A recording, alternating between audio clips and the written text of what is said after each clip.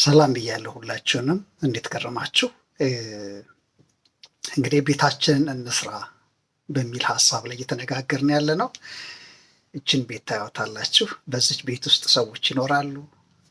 በዚች ቤት ውስጥ የሚኖሩ ሰዎች ሰላም ፈጥረው ሰላም ይዘው ህይወታቸውን መምራት አለባቸው እና ጥያቄው ግን አሁን ምንድን ነው? የእግዚአብሔር ቃል እንደሚል ቢቻላችሁስ ከሰው ሁሉ ጋር በሰላም ኑሩ ይላል እግዚአብሔር ቃል። ቢቻለን ሁሉ ከሰው ጋር ሁሉ በሰላም እንኖር የእግዚአብሔር ፈቃድ ነው። የእግዚአብሔርን ቃል ይሄንን ይመክረናል እና ግን እንዴት ነው በቤታችን ውስጥ ከሰው ሁሉ ጋር ከቤታችንም ውጭ በምንኖርበት ማህበረሰብ ውስጥ በምንሰራበት መስሪያ ቤት ውስጥ እንዴት ነው በሰላም መኖር የምንችለው የሚለውን ሀሳብ ነው የምናየው። ግን በቀጥታ ወደዛ ውስጥ ከመግባታችን በፊት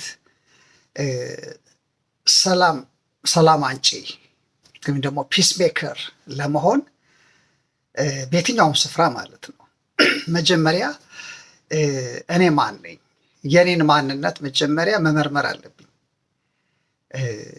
ምክንያቱም የሰው የፐርሶናሊቲ ታይፕ ወይም ደግሞ የማንነቱ ጉዳይ ሰላም አንጪነቱን ወይም ደግሞ በሚኖርበት አካባቢና በሚኖርበት ቤተሰብ ውስጥ ሰላም ፈጣሪ ለመሆን ማንነቱ ወይም ደግሞ ስብዕናው በትክክል የተገነባ መሆን አለበት። ስለዚህ ወደ በሰዎች መካከል በምኖርበት ቤት ውስጥ ሰላም አንጪ ለመሆን ደግሞ ፒስ ሜከር ለመሆን ኢቨን ግጭት እንኳን ቢነሳ ለግጭቶች መፍትሄ አንጪ መሆን የምንችለው መጀመሪያ ማንነታችን ላይ ስንሰራ ነው።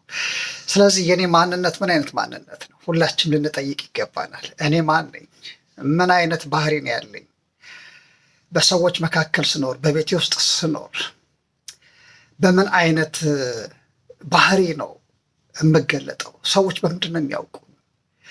ስለዚህ መጀመሪያ ሰው ራሱን መመርመር አለበት። ከሌላ ሰው ሰላም ለማግኘት እኔው ራሴ መጀመሪያ በሰላም የተሞላሁ መሆን አለብኝ። የእግዚአብሔር ቃል እኮ ለዛ ነው። እግዚአብሔር ከራሱ ጋር ካስታረቀን በኋላ አልተወንም። ከራሱ ጋር ካስታረቀን በኋላ ከራሳችን ጋር አስታረቀን፣ ደግሞም ከሰዎች ጋር ደግሞ አስታረቀን። ስለዚህ እርቅ ሶስት ነገር ነው ማለት ነው። ሰው ከእግዚአብሔር ጋር ይታረቃል፣ ሰው ከራሱ ማንነት ጋር ይታረቃል፣ ሰው ከሰዎች ጋር ይታረቃል። እግዚአብሔርም ይሄን ያደረገው። ስለዚህ መጀመሪያ እኔ ከእግዚአብሔር ጋር ታርቄያለሁ ወይ? እኔ ከራሴ ጋር ታርቄያለሁ ወይ? ከሰዎች ጋር ለመታረቅ መጀመሪያ እነዚህ ሁለት እርቆች መፈጸም አለባቸው በህይወቴ። ሰው ከእግዚአብሔር ጋርና ሰው ከሰው ጋር መታረቅ አለበት። ከራሱ ጋር መታረቅ አለበት። ከዛ ነው ከሰዎች ጋር ላለው ግንኙነት ሰላም አንጪ፣ ሰላም ፈጣሪ፣ ፒስ ሜከር መሆን የሚችለው ማለት ነው። ግን ሰላም ፈጣሪ ለመሆን ወይም ደግሞ ሰላም አንጪ ለመሆን ጥያቄ እንጠይቃለን። እኔ ማንነቴ ማንን ይመስላል? አይዴንቲቲ፣ ካራክተሪ ምን አይነት ፐርሶናሊቲ ታይፕ ነው ያለኝ የሚለውን ነገር ሰው መመርመር አለበት፣ ራሱን መጠየቅ አለበት ማለት ነው። ምክንያቱም ማንነት ወይም ደግሞ ስብዕናችን ብዙ ነገራችንን ያካትታል። ለምሳሌ ያህል ስሜታችንን ይይዛል፣ ፈቃዳችንን ይይዛል፣ አስተሳሰባችንን ይይዛል፣ መንፈሳዊ ነገራችንን ይይዛል፣ ኢቨን አካላዊ ነገራችንን ይይዛል። ከዛም አልፎ ደግሞ የህይወት ዘይቤያችን የህይወት ስርዓታችንን ሁሉ ደግሞ ያካትታል። ምን አይነት ላይፍ ስታይል ነው ያለኝ? የኔ መንፈሳዊነት ስፒሪቹዋሊቲ ምን አይነት ነው የሚለውን ነገር በደንብ ራሳችንን መርምረን ሐዋርያው ጳውሎስ እንደሚናገር ራሳችሁን መርምሩ ይላል። ሰው ክርስቲያን ስፔሻሊ ክርስቲያን የምናገረው ስለ ክርስቲያኖች ነው። ስለዚህ ክርስቲያን ራሱን ሁል ጊዜ ኤግዛማይን እያደረገ ራሱን እየመረመረ መኖር መቻል አለበት። ሌላውን ሰው ምክንያቱም ሰው ራሱን ሳይመረምር ሌላውን ሰው ለመመርመር ከሄደ ፈራጅ ነው የሚሆነው። ጀጅመንታሊዝም ነው ያ ደግሞ በቃ ሰው ፍርዳችን ትክክለኛ ፍርድ አይሆንም። ሰው መጀመሪያ ራሱን ነው ማየት ያለበት። የእግዚአብሔር ቃል እንደሚል በሰው አይን ውስጥ ያለውን ጥቂቷን ነገር ለማውጣት ከመሄድ በፊት በአንተ አይን ውስጥ ያለውን ትልቁን ምሰሶ አውጣው። ከዛ በኋላ ሁሉን ነገር አጥርተህ ማየት ትችላለህ። ምን ማለት ነው? በትክክለኛው መንገድ ፍትህን መስጠት ትችላለህ። እንደው ልፍረድ እንኳን ብትል ምክንያታዊ ይሆናል። የእግዚአብሔር ቃል ይደግፈናል ማለት ነው። ስለዚህ ስለ ማንነት ስናነሳ እንግዲህ አሁን እኔ ሰላም ፈጣሪ ለመሆን ነው የፈለግኩት። ስለዚህ እኔ ማን ነኝ? የእኔ ማንነት ምን አይነት ማንነት ነው? ማንነት ደግሞ የሰውን ሁለንተና ደግሞ ይዛል። የሰው ሁለንተና ደግሞ እንደምታውቁት አካሉ፣ ነፍሱና መንፈሱ ናቸው። ስለዚህ አካሌ፣ መንፈሴና ነፍሴ ውስጥ ያለውን ነገር መመርመር መቻል አለብኝ ማለት ነው። ስለዚህ የሰው ማንነት ውስጥ እንግዲህ አሁን ስንመጣ እነዚህ ሶስቱን ነገሮች ይይዛል ብለናል። ፈቃዳችንን ይይዛል።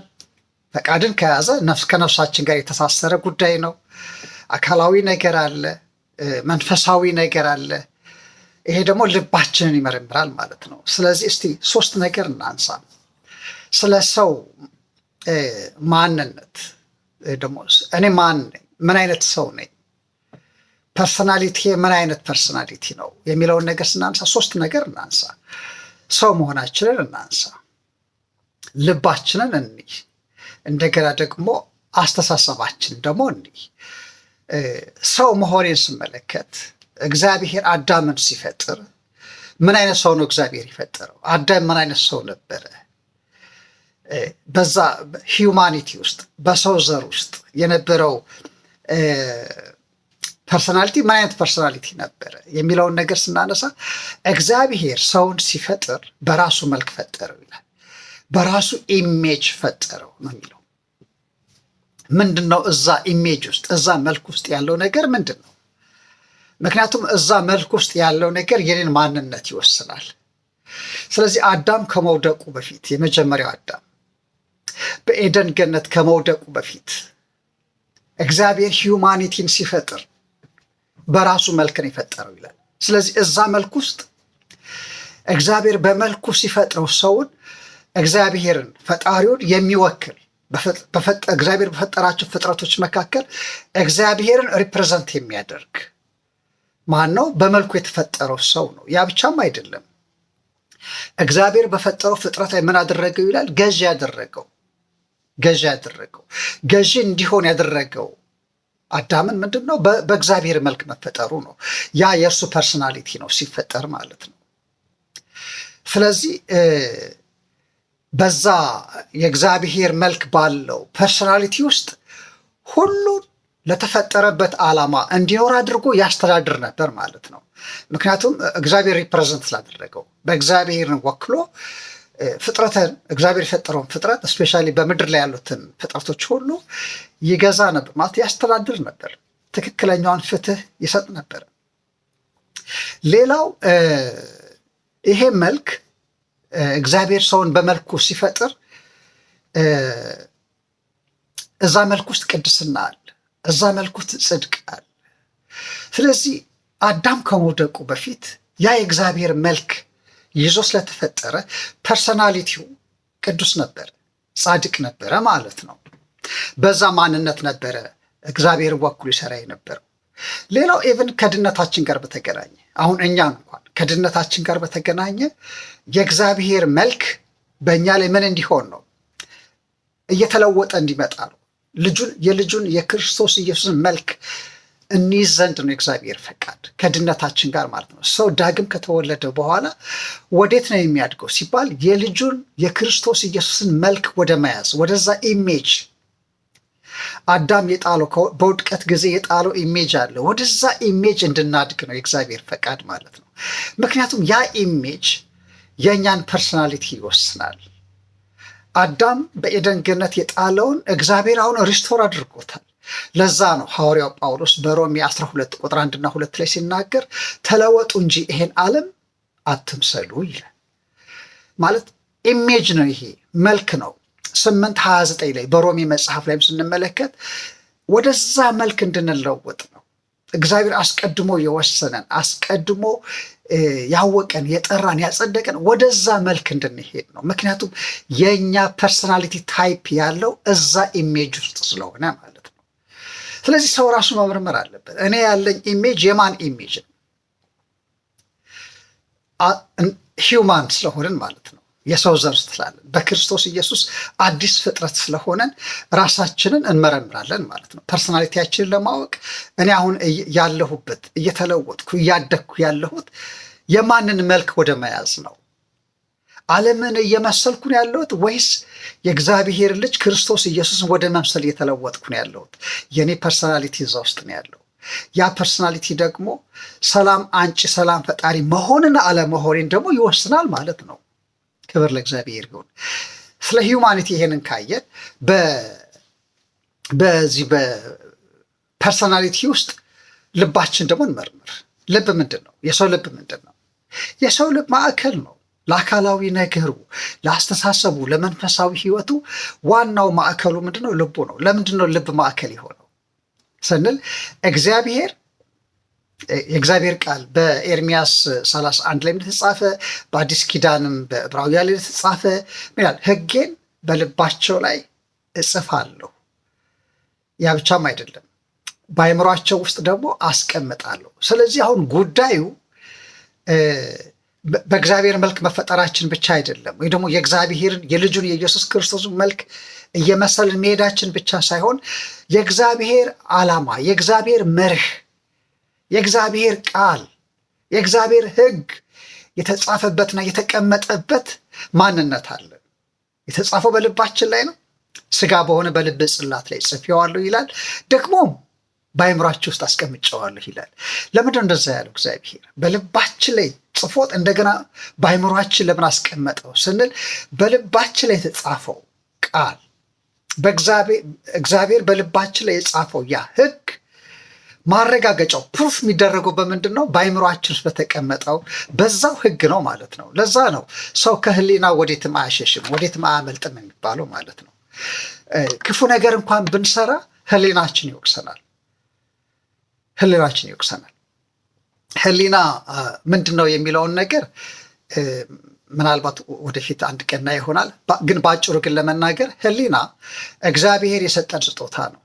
ህሊና የሚማር ነው። ህሊና በክርስቶስ ደም የሚነጻ ነው። ስለዚህ ሰው ሁል ጊዜ ህሊናው ምን አይነት ህሊና ነው ያለው? የእግዚአብሔር ስጦታ ነው። የሚማረው በነፍሳችን ውስጥ ካለው እውቀት ነው። ጥያቄ እንጠይቃለን። ነፍሱ የተሞላችው በምን አይነት እውቀት ነው? በእግዚአብሔር ቃል እውቀት ነው ወይስ ሴኩላር ከሆነው ከዚህ ከዓለም ኮርጅ ባመጣሁት እውቀት ነው የተሞላው? ምክንያቱም ህሊናችን ሁል ጊዜ የሚማረው ከዛ ነው ማለት ነው። ያንን ሀሳብ ምናልባት ሳምንት ላይ በደንብ አነሳዋለሁ፣ ስለ ህሊና ማለት ነው፣ ጊዜ ካለን ማለት ነው። ስለ አስተሳሰብ ደግሞ ትንሽ እናንሳ። በማይንዳችን ውስጥ እግዚአብሔር ምን አስቀምጦታል? ያንን ህግ በልባችን ላይ የጻፈውን ህግ በአእምሯችን ውስጥ ደግሞ ምን አድርጎታል? አስቀምጨዋለሁ ይላል። ያ ህሊና ነው። ህሊና ሁል ጊዜ ፕሩፍ ነው። የእግዚአብሔር በልባችን ውስጥ ስላለ ማረጋገጫችን ነው። ቅድም እንዳልኩት የሚሰጥ ነው፣ የሚማር ነው፣ ኢንስትራክት የሚደረግ ነው። ግን በምን ከተባለ በእውቀት። በየትኛው እውቀት? በነፍሳችን ውስጥ ባለው እውቀት። ነፍሳችን ያንን እውቀት ኬታ መጣችው የሚለው ነገር ወሳኝነት አለው ማለት ነው። ምክንያቱም በነፍሳችን ውስጥ በፈቃዳችን ውስጥ ባለው እውቀት፣ ነፍሳችን ውስጥ ፈቃድ አለ፣ እውቀት፣ ስሜት፣ ፈቃድ አለ። ስለዚህ በነፍሳችን ውስጥ ያለው ያ ፈቃድ የሚማረውና ኢንስትራክት የሚደረገው በዛው በነፍሳችን ውስጥ ባለ እውቀት ነው። ያ እውቀት ኬት የመጣ እውቀት ነው? ራሳችን እንጠይቃለን ማለት ነው። ምክንያቱም ፈቃድ ሆልሰም ነው። የአካላዊ ነገራችን የመንፈሳዊ ነገራችን ሆልሰም ነው። ምን አለ በዛ ውስጥ? ዓላማና መሻት አለ በእኛ ውስጥ። የዓላማችንና የመሻታችን ድምር ሀሳብ ነው ፈቃዳችን ውስጥ ያለው።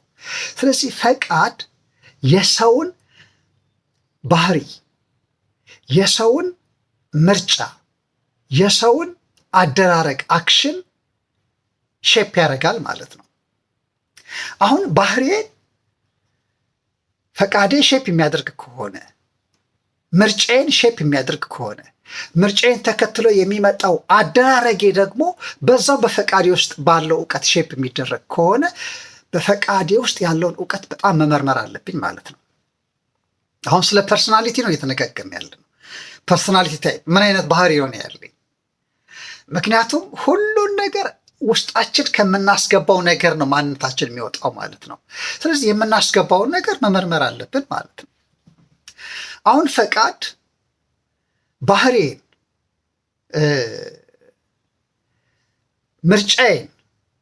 ምርጫዬን ተከትሎ የሚመጣውን የውሳኔን አደራረግ ይወስናል ብያለሁ። ፈቃድ ራሷ ደግሞ ሼፕ የምትደረግበት ነገር ደግሞ አላት። በምንድን ነው ሼፕ የምትደረገው ፈቃዳችን ስንል? ህሊናችን በተሞላው እውቀት፣ እዚህ ማይንዳችን ውስጥ ባለው መረዳት ሼፕ ትደረጋለች። ስለዚህ ሰላም አንጪ ለመሆን፣ ሰላም ፈጣሪ ለመሆን ሰው ፐርሶናሊቲ ታይፑን በደንብ መስራት አለበት ማለት ነው። ፐርሶናሊቲያችን ደግሞ ለመስራት ደግሞ ስንነሳ ደግሞ ነፍሳችን፣ መንፈሳችንና አካላችን፣ ስጋችን ያማከለ ነው ማለት ነው። ስለዚህ ሁል ጊዜ በነፍሴ ውስጥ ያለው ፈቃድ እየተሞላ ያለው ከየትኛው ዓለም እውቀት ነው? ከሰማያዊው ዓለም እውቀት ነው ወይስ ከምድራዊው ዓለም እውቀት ነው? ይሄ ማተር ያደርጋል ማለት ነው። ይሄ ማተር ያደርጋል። ምክንያቱም አሁን ምን እያጠናን ያለ ነው? የማንነት አይነቶችን እያየን ያለ ነው። ማንነታችን ሁል ጊዜ ሰላም ለማምጣት በጣም ብዙን ድርሻ ይወስዳል ማለት ነው። ያ ብቻም አይደለም። የሰው ማንነት አንድ ግጭት ቢነሳ ለዛ ግጭት፣ ለዛ ኮንፍሊክት መፍትሄ ለማምጣት፣ ሰላም ለማምጣት በቤታችን ውስጥ ይሁን፣ በምኖርበት ማህበረሰብ ውስጥ ይሁን፣ በምንሰራበት መስሪያ ቤትና ትምህርት ቤት ውስጥ ይሁን፣ ሰላም ለማምጣት ፐርሶናሊቲያችን ያለን ማንነታችን በጣም ወሳኝነት አለው ማለት ነው። ለዛ ነው ከዚህ የጀመርነው ማለት ነው። አሁን በሚቀጥለው ትምህርታችን ላይ ማንነታችን እንዴት ነው ግጭትን ለማስወገድ የሚረዳን የሚለውን ሀሳብ ሳምንት ላይ ደግሞ በሚቀጥለው ትምህርታችን ላይ ለማየት እንሞክራለን። ጌታ ይባርካችሁ። መልካም ቀን።